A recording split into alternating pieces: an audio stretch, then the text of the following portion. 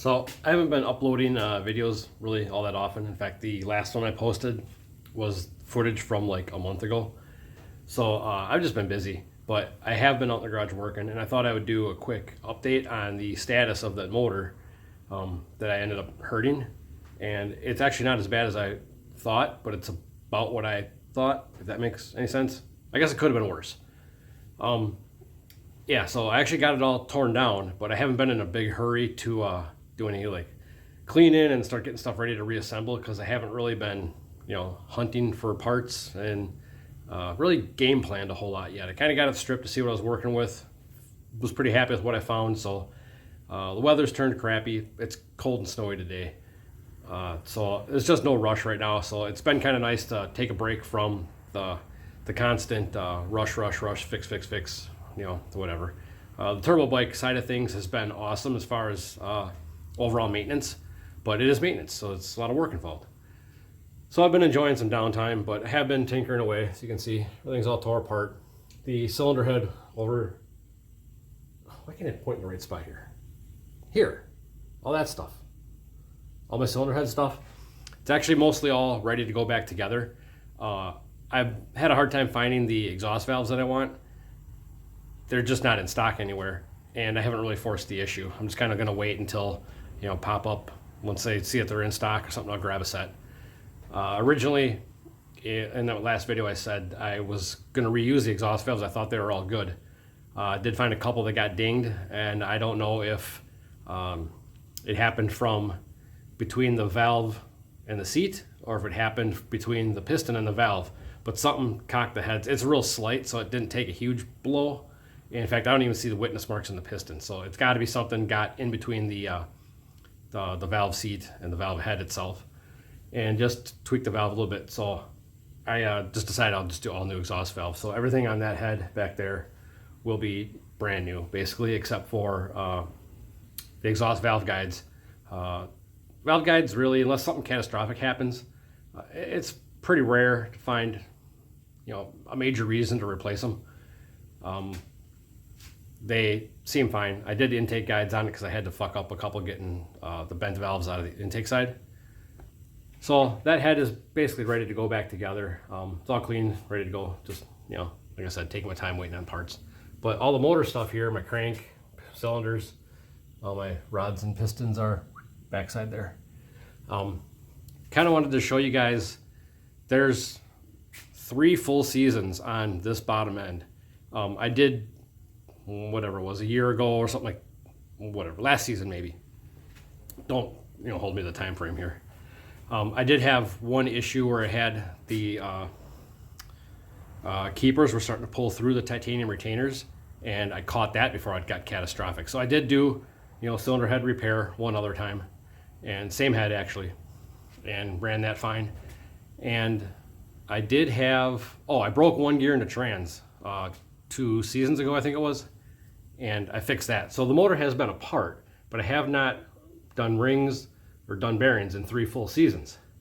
So I thought it'd be kind of cool to show you that, one, there's a lot of mid to low 7-second passes on this motor. Not a lot of, or a decent amount of boost, not huge.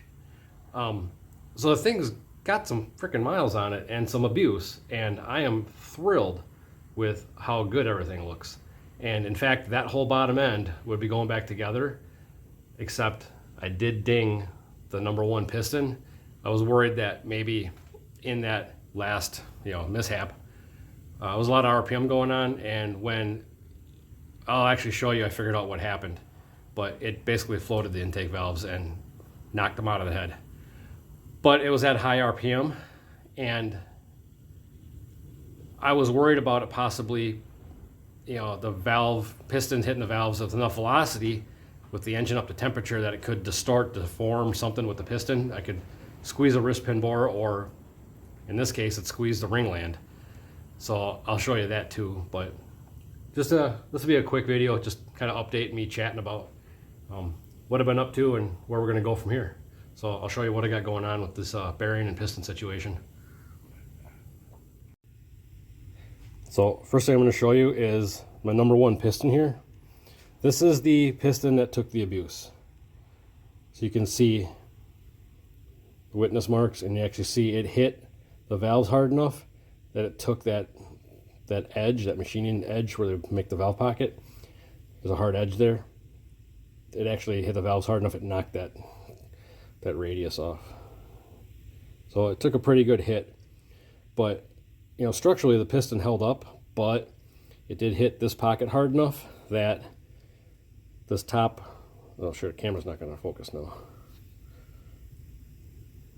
Come on, work with me.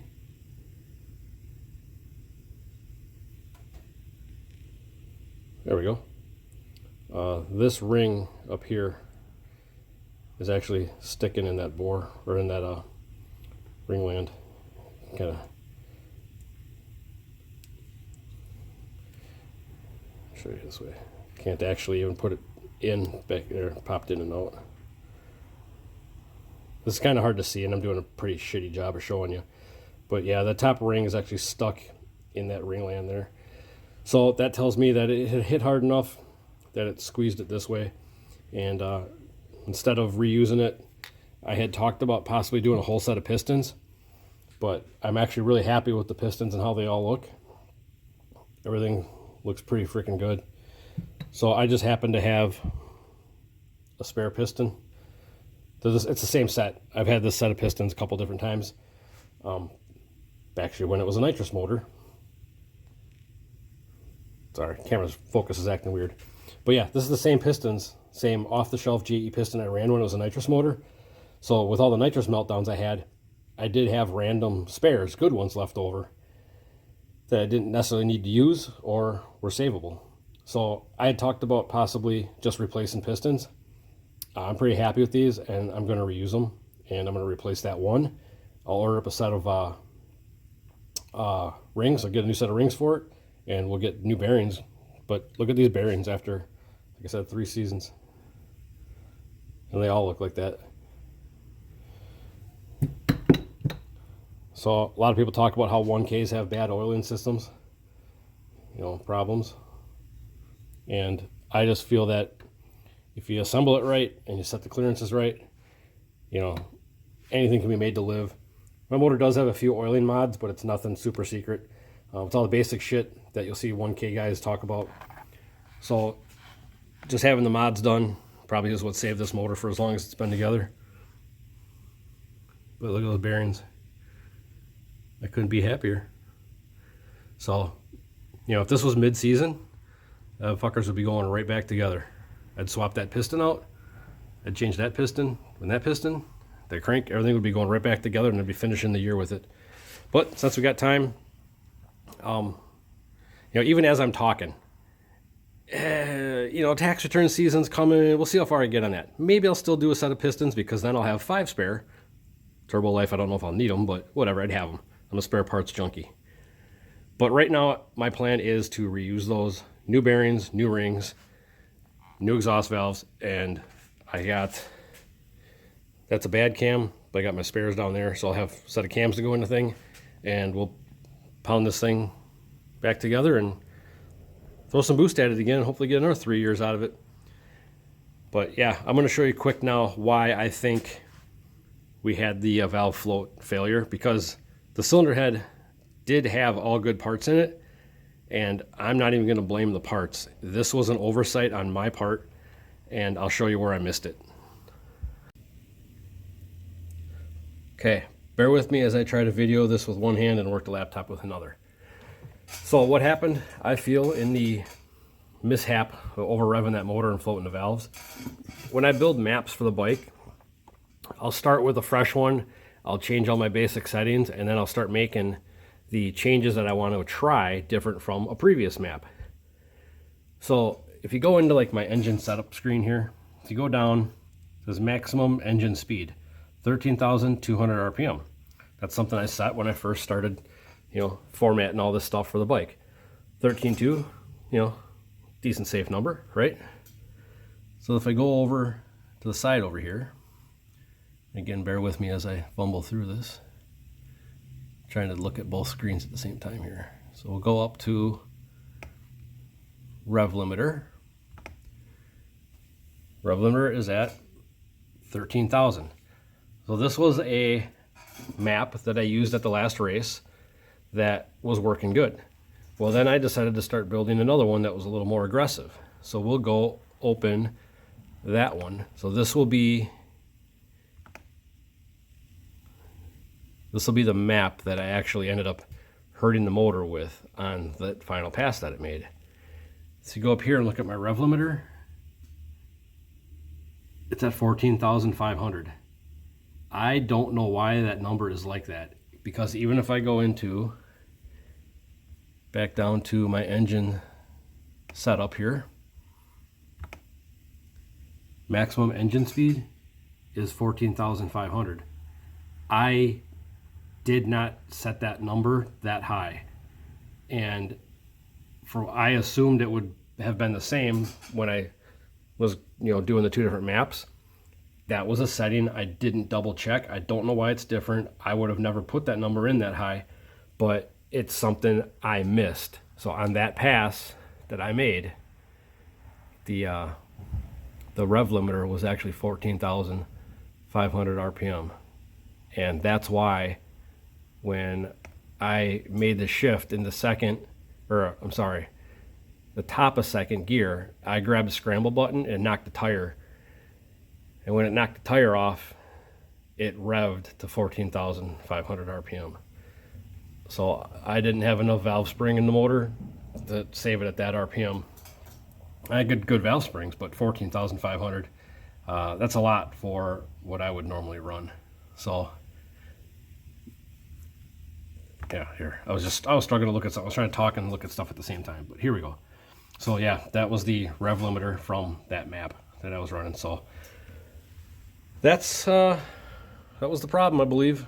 So what I'll do now is I'll go through all the current maps that I use. I have three maps that I've been working on that range from low power to high power with different traction control settings, different timing settings to help get down the track. But like I said, mistake, that was on my part. I'm not blaming parts failure or nothing. That motor held up really good for a real long time, so all things considered, that was a pretty minor mishap. But we'll get her going. So as far as everything else in the motor, everything looks pretty good. You can see there's the other half of the bearings, crank bearings. Everything kind of comes apart in clusters, and I just set it aside. Trans and clutch, you don't even need to pull a clutch apart to get these motors apart. I will pull it apart for inspection, but to get the thing broke down, you don't need to strip every little piece out of that. It's just a waste of time when you're trying to get into the meat of it to see what's wrong. Shift forks, shift shafts, everything looks pretty good. Guys, with the early model 1Ks, you can run the 07, 08 oil pump in them. It's actually a higher volume pump than the stock pump. So, a little trick for you. But as you can see, I cut the shaft off because I don't run a water pump. But anyway, yeah, these are eBay cases, eBay crankshaft, and decent parts and effort in the rest of it. So mid to low, sevens is pretty much what'll get down our local track. This isn't XDA, this isn't NHDRO prep. I can go 15 passes without looking at the clutch because I've bothered to put in the time, and I understand the concept of shooting for the moon isn't going to win your races every time when the track's questionable. So do I look at the clutch? Sure, yeah, I can pull the cover off and check that thing every pass, but do I need to pull it apart every pass? No. It's a waste of time. I'm not running Pro Street level power. That's not what gets down our local track, and I'm not going to run XDA because I don't have that kind of money. But if you want to go fast at your local track and you can get data and understand how to utilize it for questionable tracks, you can run mid to low sevens on a turbo bike with pretty minimal abusive parts and pretty low boost. So that's what I suggest everybody does, is put in the time, don't waste the money, don't listen to the hype, and do your thing. Talk to the guys that are going fast and doing it, not the guys on the internet that just regurgitate stuff that some dude at their local shop told them they need to do. So get after it, people. Go racing. Do something. It's winter. Fix some shit.